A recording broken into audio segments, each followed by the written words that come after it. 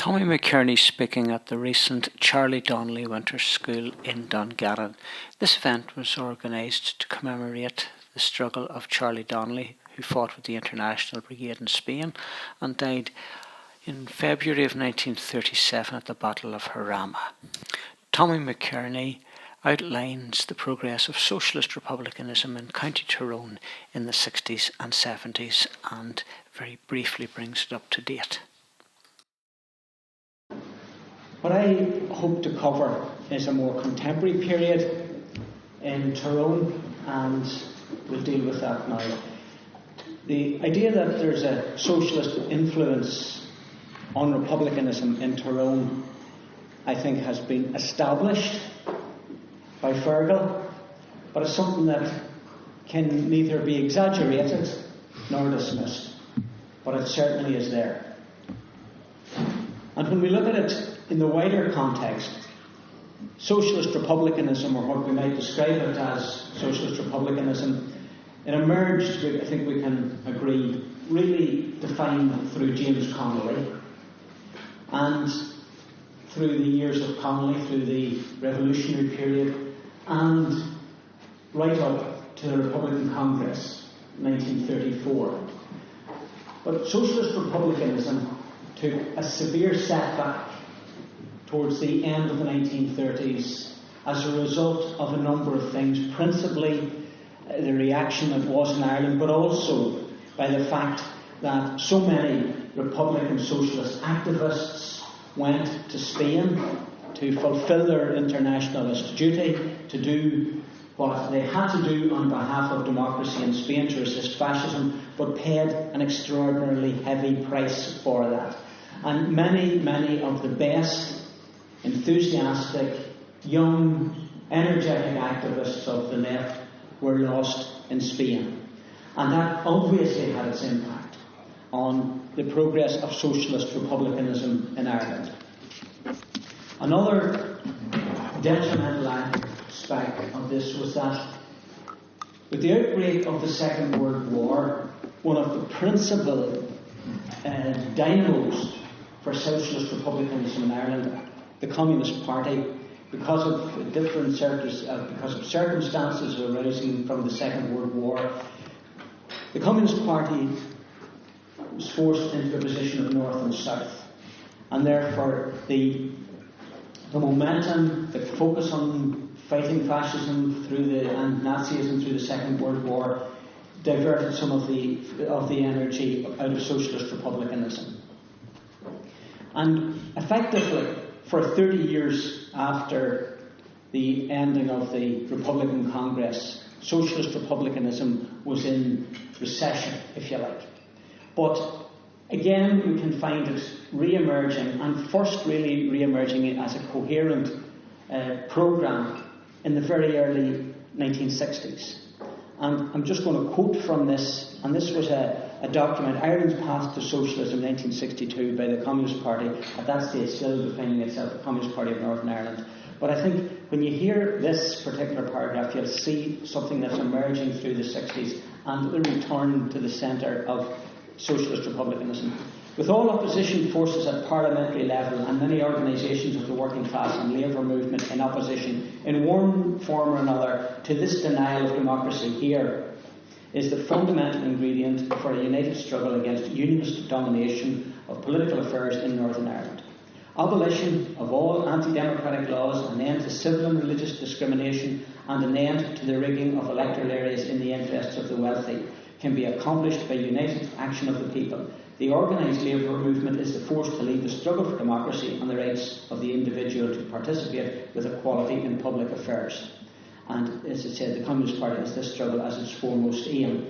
Now, in many ways, this was laying out something that was to develop in the coming decade, the idea of the absence of democracy here in the six counties. But that 30-year period, in terms of the Republican movement, after the collapse of the Republican Congress, was not altogether wasted, but it was dissipated. The energies were dissipated. One, in a concentration on militarist armed campaign through the 1940s, through the 1950s. And it was through the 1950s and the failure of Operation Harvest, or the 56 to 66 to 62 campaign, that a re-evaluation and a re-analysis started to emerge within the Republican movement. And this reappraisal, this re-examination had its impact here in Tyrone, and a very special impact here in Tyrone. Along with, if you like, this bleeding over of influence from the left into the Republican movement, the ideas coming from the communist movement in the north, the south, and from Britain. And keep in mind that the dynamic for this within the Republican movement was coming from a group based in Dublin, particularly influenced through their experiences of the left, and some of it from England as well, where Cathal Golding, who was one of the principal movers behind this, had spent time in prison in England. And this re-evaluation within the Republican movement was to lead to a situation where those emerging from the 1956-62 campaign, many of them emerging from prison, bought into the thoughts and policies that were being re-evaluated through the leadership of the Republican movement in the early 60s. And to Tyrone came some of the thinkers and influential ideologues of the left, brought here by members of the Republican movement. And in particular to Tyrone came Roy Johnson, Anthony Coughlin, and you might be surprised to hear Owen Harris. Yeah, Owen Harris. And these people, brought by leading members of the Republican movement at the time, to conduct a series of lectures, both in terms of theory and in terms of organisation. And what they actually were proposing, Roy Johnson, one of the principal educators and ideologues, initiated, along with Coughlin, projects such as the Cooperative Development Trust, assisted in the creation of cooperative enterprises along the lines of those already started in Donegal and then Columcille by Father James McGuire. And also, significantly, at that time they were agitating against the Anglo-Irish Free Trade Agreement, argued for a strategy of building Republican support through involvement in agitation on social and economic grievances.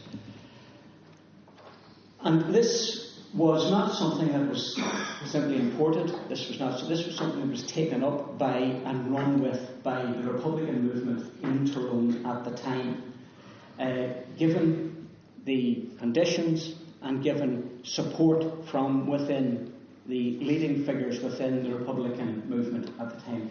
Members of the IRA, people that had been quite prominent in the 56 to 62 campaign. So we're seeing that very definite promotion of a new departure, a new view of how to deal with the situation. Now, one of the things about it when we're talking, and I think this is important to keep in mind, that the lectures on theory and organisation, while commissioned by local activists,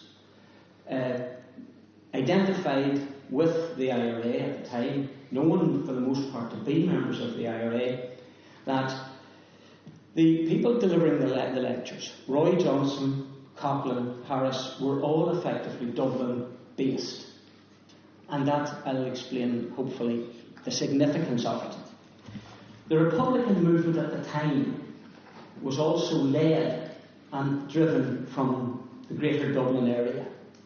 Cathal Golding, Sean Garland, Tomás McGilla, Seamus Costello, Mick Ryan. But they used to talk about the three Gs: Gill, Garland, Golding, Mick Ryan and Seamus Costello. This obviously before the division between Costello and Golding.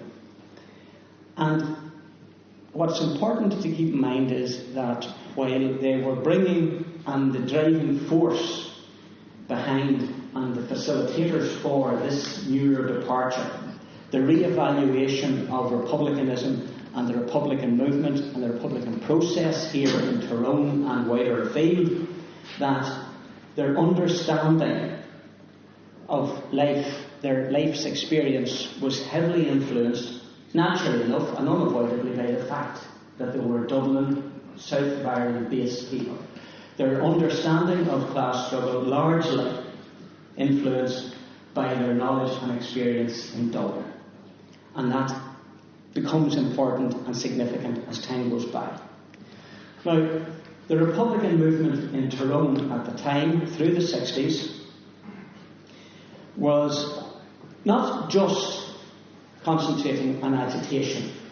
At this remove of over 50 years, we tend to focus on the agitation.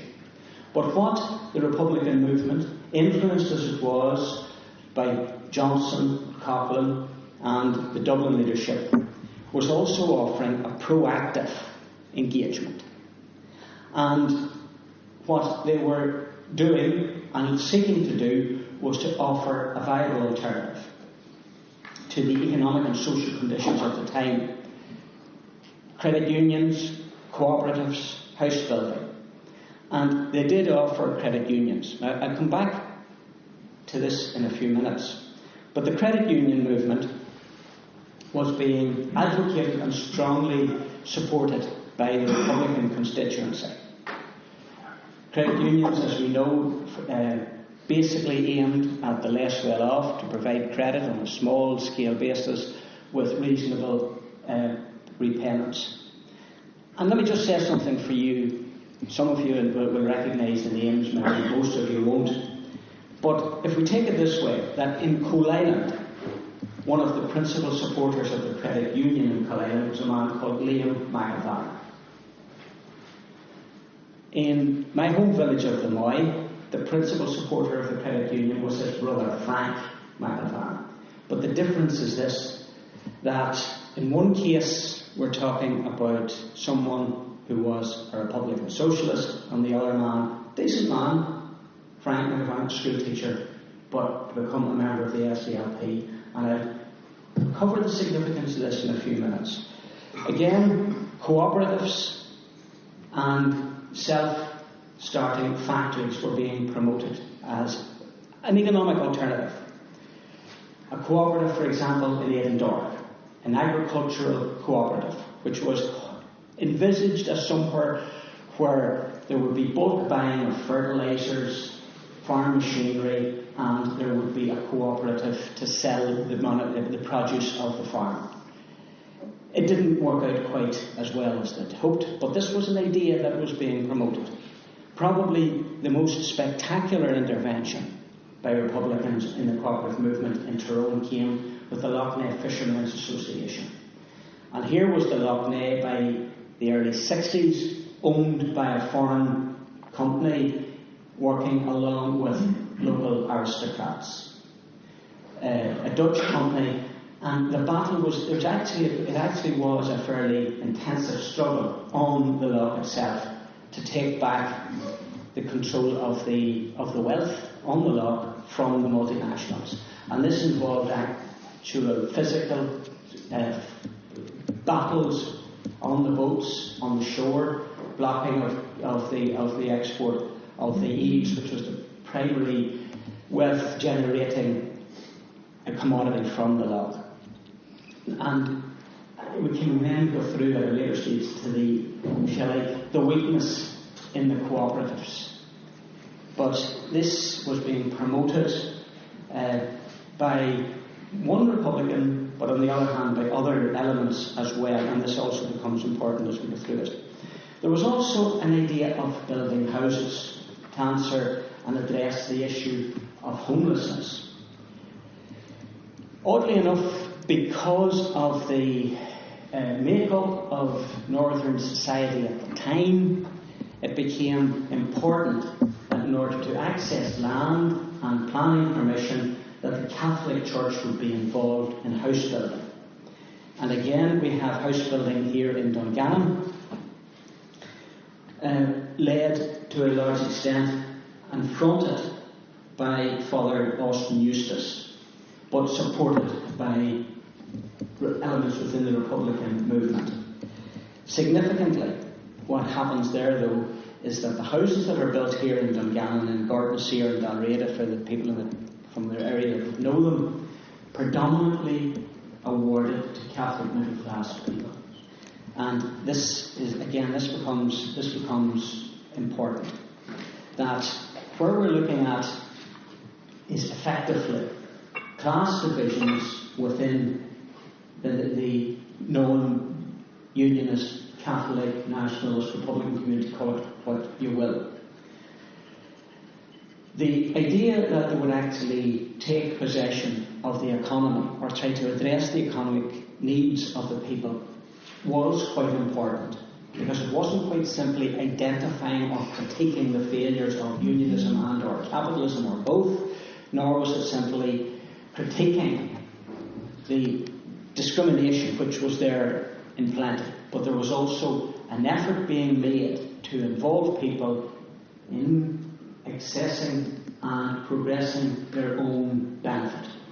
And as I said to you, we're looking at the credit unions, we're looking at cooperatives, we're looking at factories such as what in the late 60s, early 70s was known as the glass factory, and it became Tyrone Crystal, and the cooperatives and the house building process. But obviously the house building was totally inadequate to the needs, and this led into agitation around housing, the need for housing.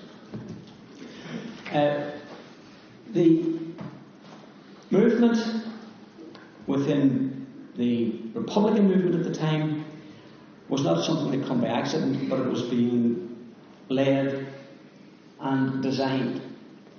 And there was an understanding that this had to be a basic, broad movement addressing social and economic issues. But not only that, it was also seen as something that would issue demands. And a document which was authored by, at that time, one of the principal ideologues within the IRA, Sean Garland, and was later quoted in the Scarman report as tended to happen. Usually happens anyway with IRA documents that usually tend to end up the people that read the most with the most enthusiasm usually is the special branch, and this was the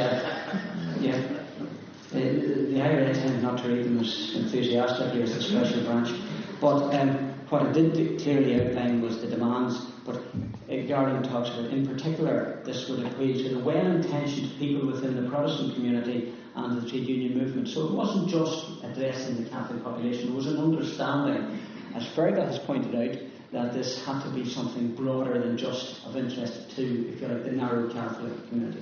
But housing agitation became a keystone in terms of what was happening here, particularly in County Tyrone, places like Derry, places like Newry, where there was not only a serious lack of adequate housing for people, but there was also blatant discrimination in the allocation of housing.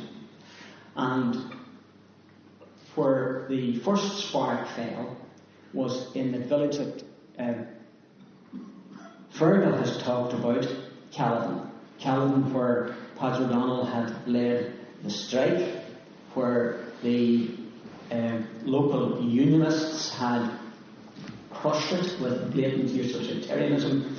In Caledon, in June of 1968, there was a very discriminatory allocation of a house to a young woman called Beatty, 19 years of age, a single woman. She was a secretary to one of the local unionist hacks, and in preference to a long list of families requiring housing.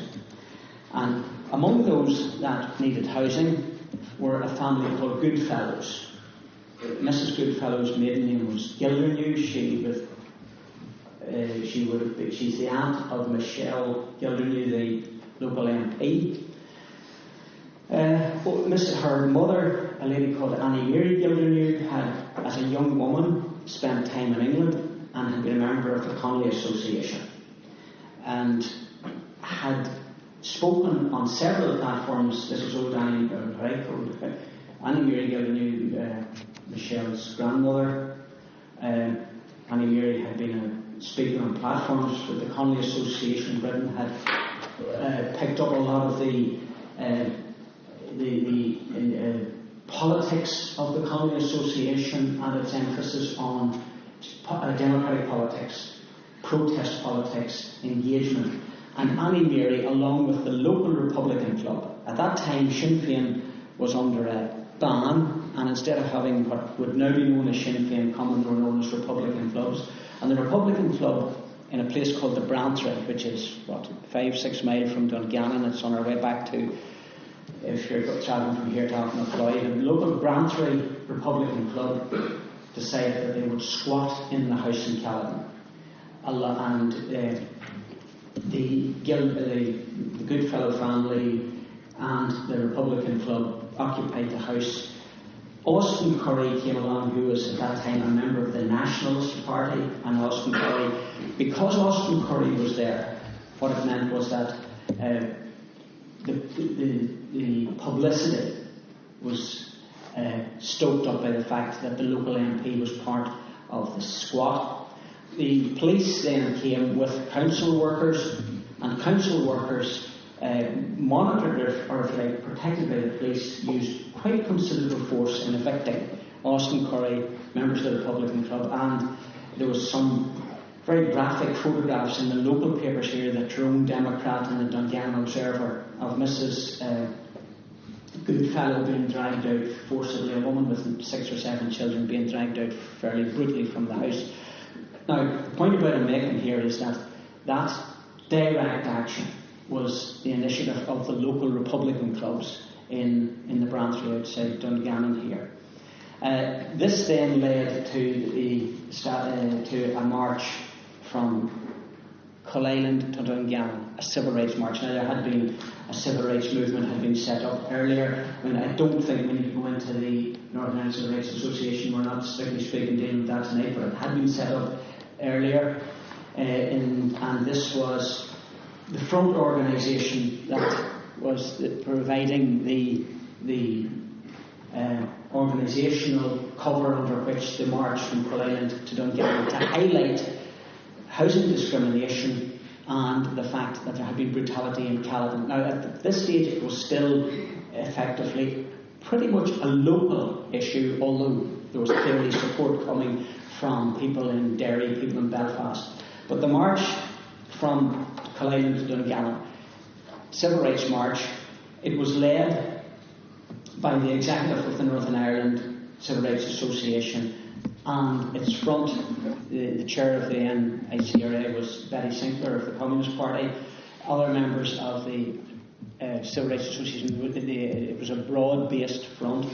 And let me just quote them, because that Housing Action Committee in Dungannon had taken its leadership from a man called Jack Hazard from the Northern Ireland Labour Party. Hazard worked for the post office here in Dungannon, came from the broad Protestant community, very decent man, ex-British military, and part of the, if you like, that post-Second World War Labour Party mentality that had come back from the Second World War and elected the Labour Party in Britain. Jack Hazard subscribed to that outlook. And then Tommy O'Connor and Brian Quinn from the Republican clubs, and of course Austin Curry himself inserted into this. The march from Culleland to Dungannon, August 24, and let me just quote you something. It was inevitable that a sizable number of the stewards were Republican. The march would not have been representative otherwise, and the march occurred before the split of the Republican movement at a time when the arms struggle had been abandoned for non-violent political action. The president of Sinn Féin, Tomás McGillen, and the former MP for Mid-Ulster, Tom Mitchell, were also in attendance. Now, in case you think that this actually is the reminiscence of Austin Curry, and I'm using that deliberately because Austin Curry is and has never been a friend of Republicans. So he was admitting there and very clearly stating the Republican connection and input into that. And here's something that is also then become significant. That as the march came into Dungannon, as it approached Thomas Street in Dungannon, it was stopped by the RUC, the police, who had been alerted to the fact that Ian Paisley had organised a counter-demonstration and had brought about 1,500 people, loyalists, into Dungannon town centre to block the Civil Rights March. And this is where we're coming back to the idea of the reactionary element within unionism, of which Fergal has spoken. So let's take this then, what's happening in Tyrone. You have certainly through the 60s a very significant input from the Republican movement into this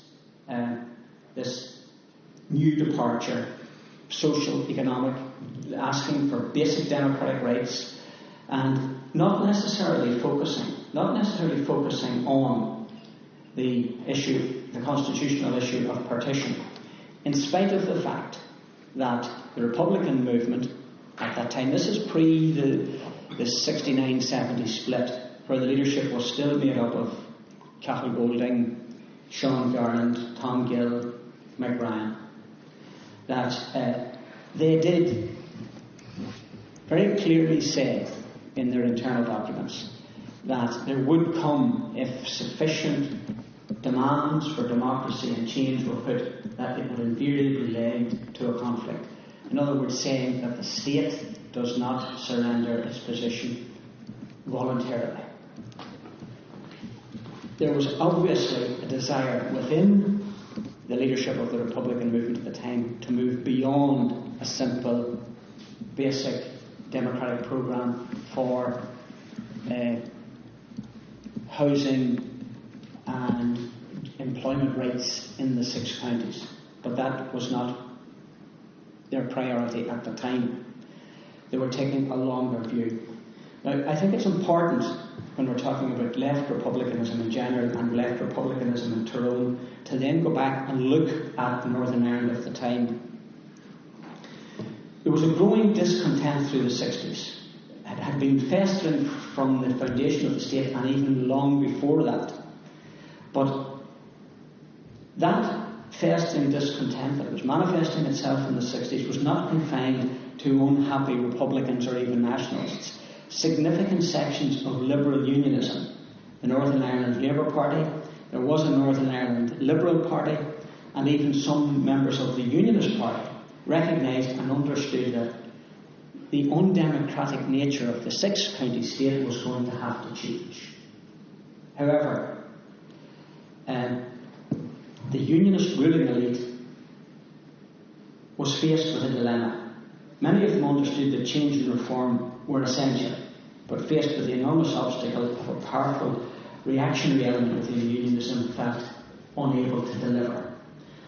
On the other hand, within the Republican nationalist, or call it Catholic if you like, community, there were different currents with different interests arguing, campaigning and working for change.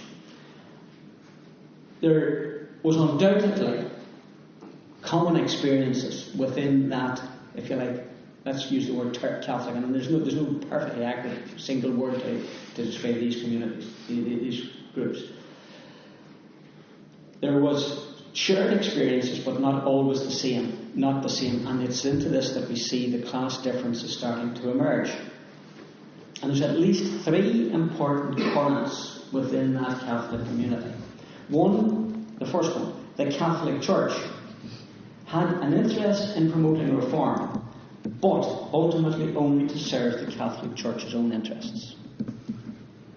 2, the emerging Catholic middle class, and as a result of the Education Acts of the late 40s, there was a coming on stream of educated Catholic graduates who were demanding employment, demanding opportunities, and articulating them, but ultimately demanding reform within limits. And then we had Republicans and people of the left had an interest in reform, but believed that it just couldn't stop at that. And these currents and the playing out of them emerge over the next number of years. Where for example, we see the demand for housing, where we see the demand for the promotion of the cooperatives, and we see the different efforts breaking it down in different sections where emphasis were being put according to class within that community. So if we take it then that one of the issues that we have to look at is that working class unity, or even unity between the less well off, has always posed a challenge to the ruling class in the north of Ireland. And also, not only has it always posed a challenge, but working class unity poses a challenge to the ruling order everywhere. And that's almost a universal truth, but here as well. But it has always been broken up, or attempted to be broken up, by the deliberate use of sectarian violence. And through the 20th century, there is ample evidence of that. 1907, Great Lockout in Belfast, unified working class, broken up when the ruling class employed the British Army, sent a cavalry detachment onto one street in Belfast, the Falls Road, killed 3 people. The reaction was to defend themselves, and this was then wrote up in the Belfast Telegraph and the newsletter. The Unionist papers writes it up as a Fenian uprising, and the unity breaks down. Again, a massive strike in 1919 of the engineering workers. By 1920, within days of the foundation of the state, there's a massive pogrom in Belfast. Over 10,000 workers driven from their employment, and 20,000 people, all of whom were Catholic, left without homes. But significantly in 1920 in Belfast, the Catholic people driven employees didn't it, but also 2,000, not 20, almost 2,000 Protestant shop stewards were deliberately targeted by the forces of reaction and driven from their employment. And this is where the term rotten prod emerges from. These people were deemed to be rotten prods, driven from their employment because they were people who had organised the strikes in 1919 and 1907 and were deemed an even bigger threat to the ruling order than the Catholics in the shipyards or elsewhere. And believe it or not, they never got another day's work in the 6 counties. Many of them had it ended. But also, and this is something that's also of interest in this situation, is that when many of those shop stewards attempted to organise relief for the homeless, mostly Catholic, that the ancient order of Hibernians, supported by St Vincent de Paul, organised by the Catholic hierarchy, expelled and refused to accept any support, help or aid or assistance for the homeless and the destitute provided by the shop stewards, seeing it as a threat to their control over their own constituency. And this is going to emerge again and again. So, with 1920, you're talking about 1932 with the outdoor relief riots or actions, broken up again when a member of the UVF attacks. Alex Robinson opens fire. Alex Robinson, better known as Buck Alec. And again, unity breaks down under the usual circumstances. Reaction. Alexander Robinson was a welcome visitor to Stormont until he died, and a mentor to Gusty Spence. 1964, as the Northern Ireland Labour Party seems to be making some headway, challenging the hegemony of unionism in the City Council in Belfast, we have the devastating riots. Again, the reactionary forces coming in to break it up, and you can take it then through into the late 60s. This is important to this extent that when we're talking about developments in 69 and post-69, whether we say it's right or wrong, but we at least can understand what's happening here in Tyrone. The response in 1969 with developments following the civil rights marches in Tyrone, the violent civil rights march in Derry, where the RUC baton charged the demonstrators in Derry, that it came into 1969, and this became one of the seminal years in 1969, when over that very short period, it really was a turning point for the six counties and for the new departure that had emerged within the Republican movement, supported by the broader front engaged in the demand for civil rights, democratic rights, which had brought together some of the trade unions, not all of them, which had support from the Communist Party, from the young Socialists, TommyMcKearney, the different, obviously the Fourth International rather than the Third, Republicans and left Republicans. But the challenge in '69 came with, again, a reactionary attack on the Catholic community in Belfast in 1969, but right across the north. Significantly, 1969, 16 people died in the six counties, 8 killed by the RUC. So we're seeing not only the state, but we're seeing not only the reactionary lumpen elements, but we're seeing state involvement in this attack. And at that stage, decisions have to be made whether this state can be reformed or not, whether progress can be made within the state or not.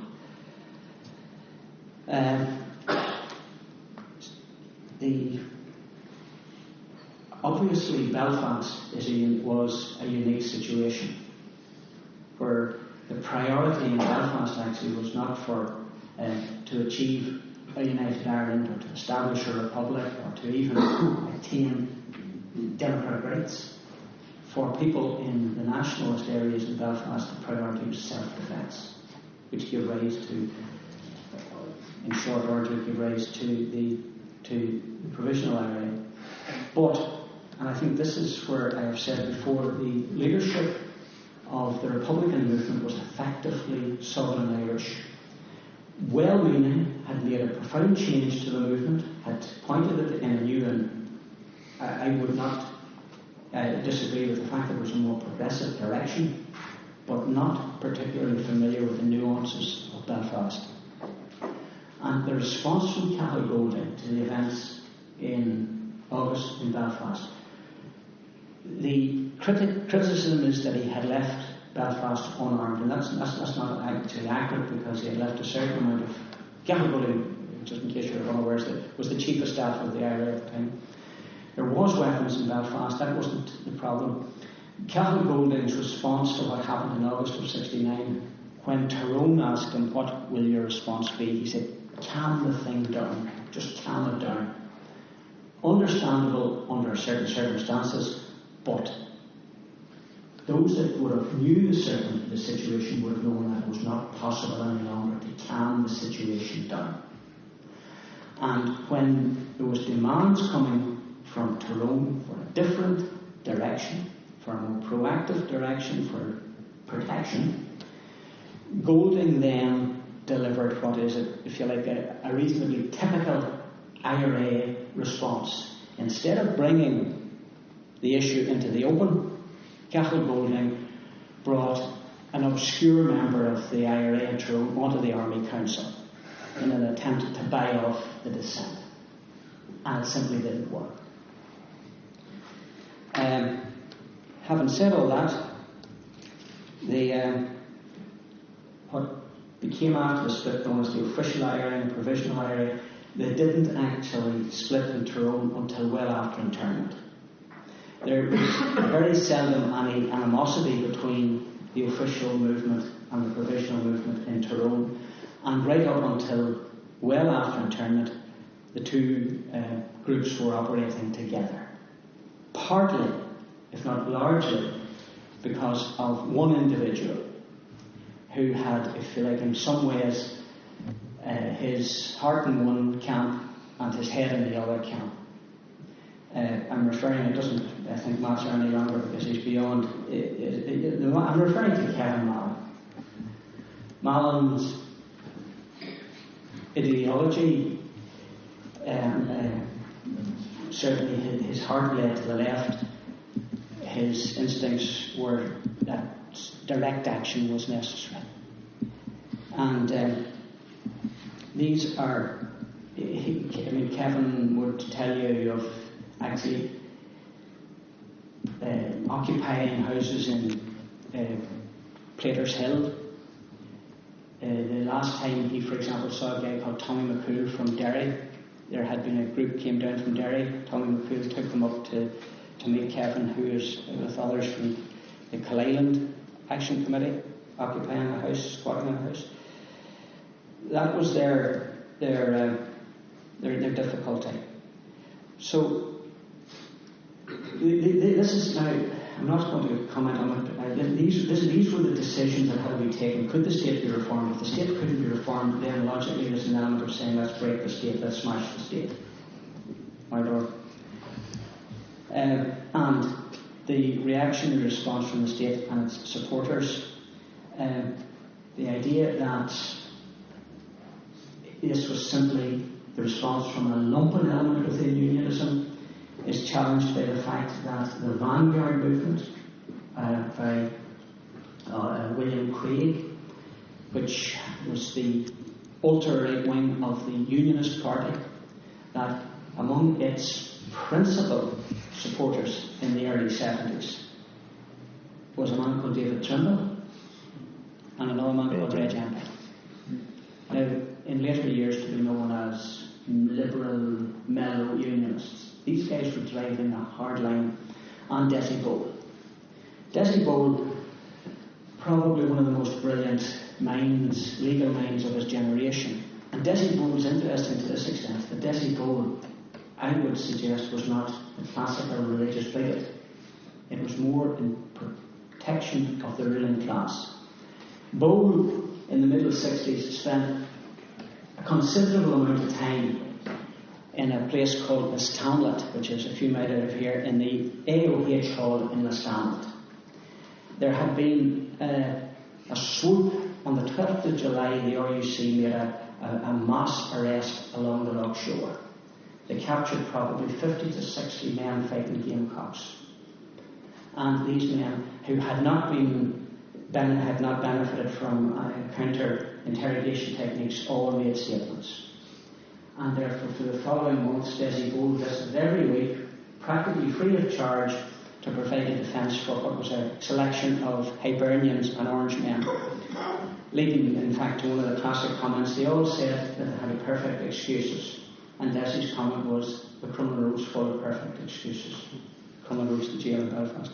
But anyway, significant to that extent. Right, so let's move through the thing. Tyrone, 69, elected Bernadette McAlliskey as an independent, but by 1970, re-elected her in 70, and by 74, Bernadette lost her seat, but received 25% of the vote in Mid-Ulster. That's also basically a large part of Tyrone, standing as an independent socialist. So what I'm pointing out is that the idea that a socialist can receive a significant vote is beyond dispute. So let's move on then forward. As the IRA campaign was running down in the middle 80s, I'm going to wind up very quickly here. Two events. That by 1986, obviously I have an interest in this myself, in terms of the developing what was argued with certain Republican prisoners, that there was an emerging nationalist streak within the purely nationalist. And when I talk about nationalist, I'm talking about Hibernianism, I'm talking about cross-class analysis, where we're talking emerging within Sinn Féin. There was a breakaway to form a group in the prisons, defining itself as communist, Republican, and set them in a magazine which was called Congress 86, drawing inspiration from the Republican Congress of 1934. Many of the members of that group were from this county.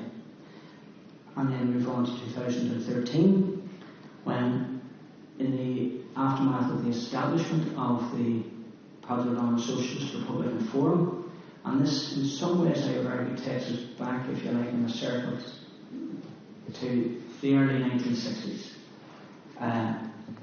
History, of course, doesn't go in circles, it goes forward. It's vaguely similar, where the Positive Socialist Republican Forum organised a series of lectures in Coal Island.